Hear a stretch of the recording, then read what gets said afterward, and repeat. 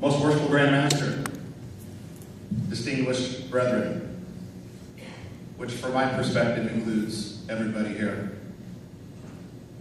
Today I want to tell you a story. This story is about two men. One was the machine builder, and one was the dream builder, the perfect pair. On a shoestring budget, these two men built a tiny computer company that had its humble beginnings in a Cupertino garage in the mid-1970s. By the mid-1980s, the company ousted its dream builder. And while the company continued, it struggled to be relevant in the world of personal computing. Its product line lacked a cohesive strategy. By the mid-1990s, despite having some very dedicated and loyal customers, it was losing money.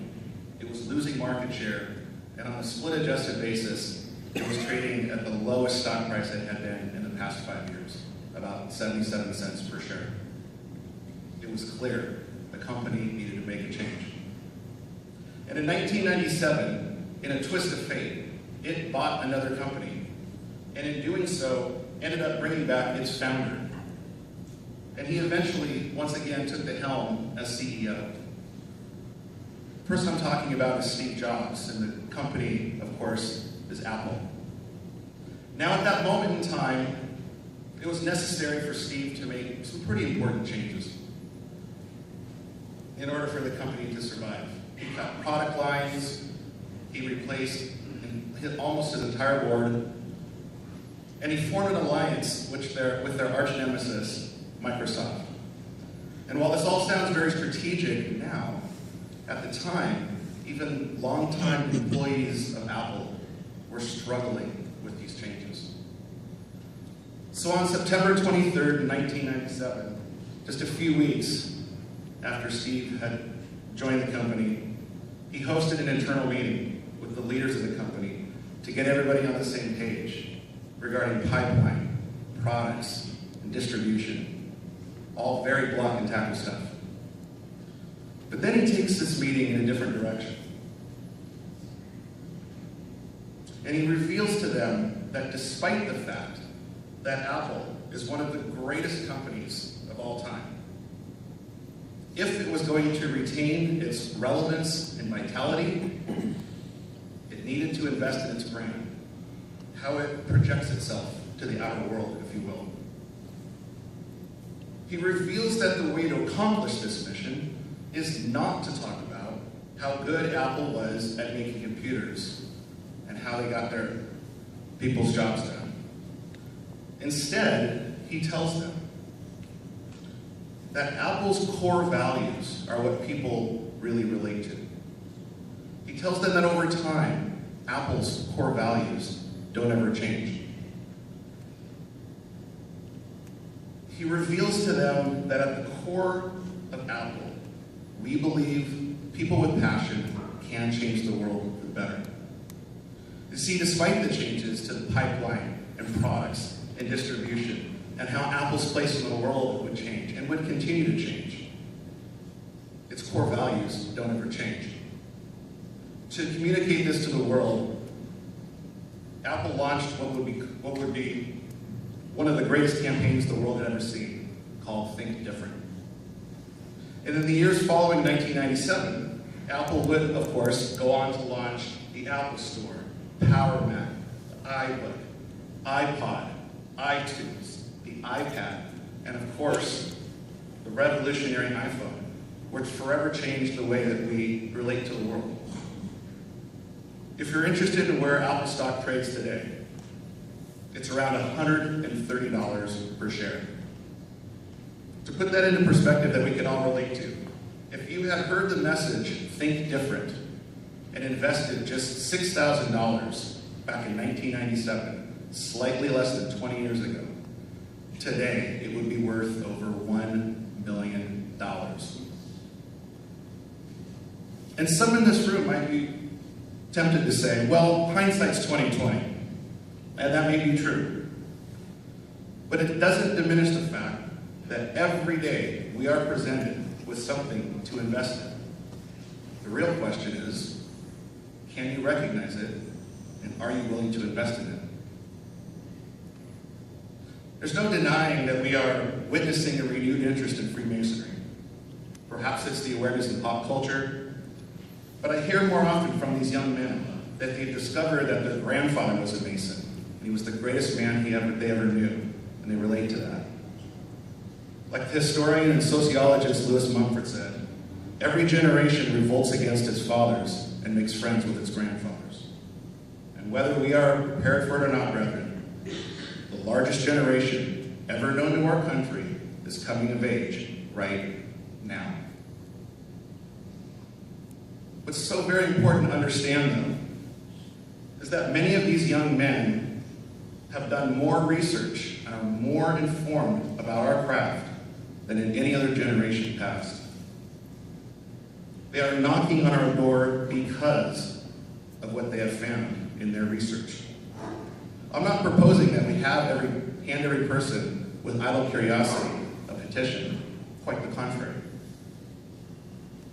Investing in our lodges means sorting through those that simply want to join our ranks, to find those quality men who desire to connect with Freemasonry because our core values resonate with them.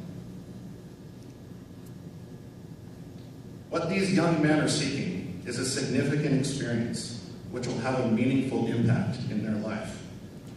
For those that hear the calling, and it's not that hard for them to find us, they are looking for something in their life that doesn't come to them from work or school or church or from all of their Facebook friends.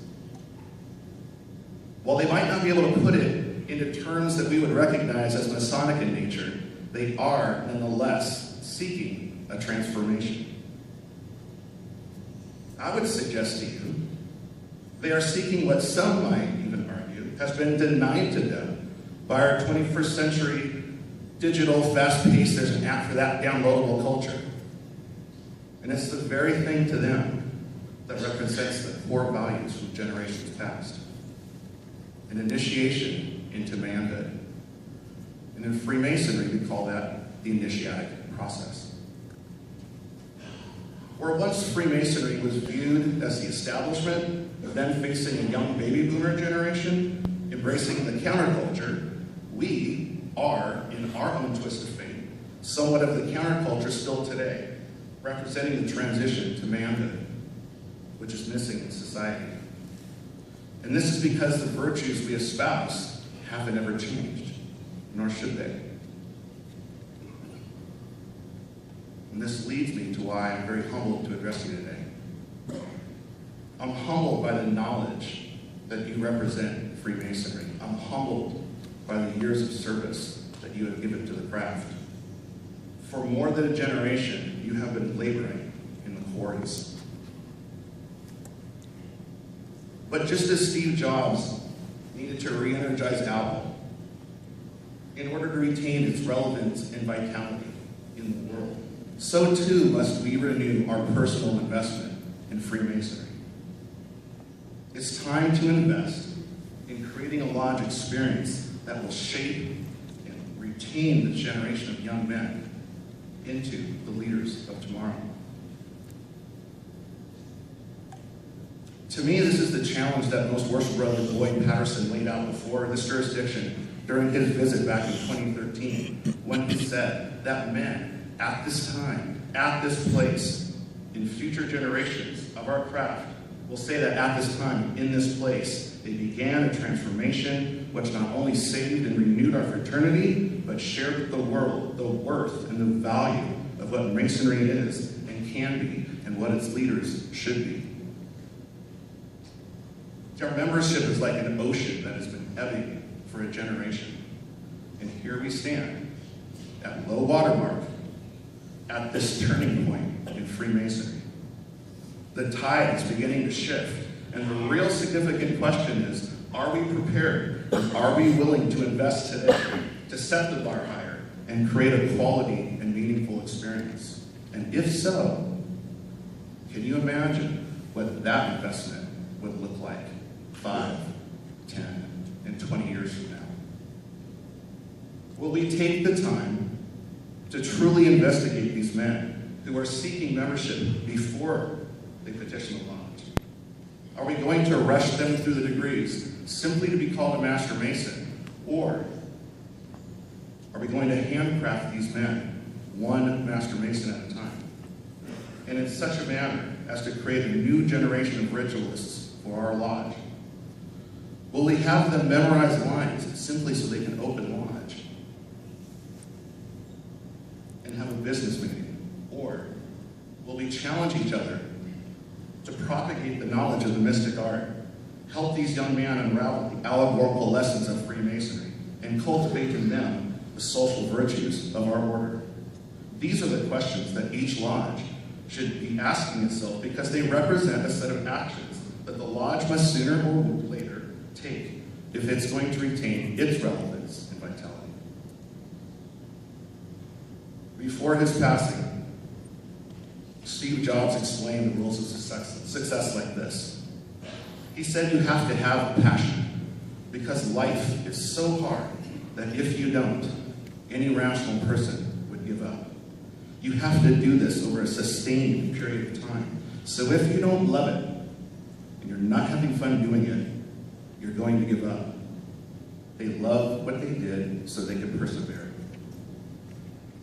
We were all motivated to join Freemasonry for different reasons, but I believe there's a singular moment for each of us, sometime after we join, when we become passionate about the craft. And I look out into the room in front of me, and I see the men who are the collective group that can and must transform the course of this great fraternity of ours. And I know that each of you are passionate about the craft, or you wouldn't be here today. But this is the investment in each of your lodges that I challenge you to make. It sums up not what your lodge will experience with these new members, but what these new members will experience with your lodge. Let this challenge appeal to your sense of craftsmanship. Let this challenge go out not just to the young, but to the young at heart, regardless of age. It's time to think different about the lodge experience. And it only seems fitting to close with the words from Apple's now famous campaign, Think Different, which challenged, motivated, and shaped the course of one of the greatest companies of all time. Here's to the crazy ones, the misfits, the rebels, the troublemakers, the round pegs in the square holes, the ones who see things differently. They're not fond of rules, and they have no respect for the status quo. You can quote them, disagree with them, glorify or vilify them. About the only thing you can't do is ignore them, because they change things. They push the human race forward. And while some might see them as crazy ones, we see genius. Because the people who are crazy enough to think they can change the world are the ones who do. God bless you, thank you, and let us now set to work.